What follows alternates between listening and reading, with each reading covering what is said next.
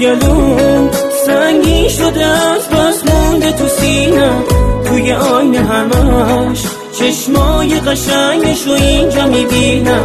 دیگه هیچی نمون به جز تنهایی و شب و کاشکی بدونه داغون و غمگینم میخونم بدونه دلم تنگ شده باسه و زخم زبوناش، وقتی که به من میگفت حق با منه جای حرفی نمیذاشت. کاش میفهمیدم که نمیمونه پیشم و نمیمونه پای همه قولا.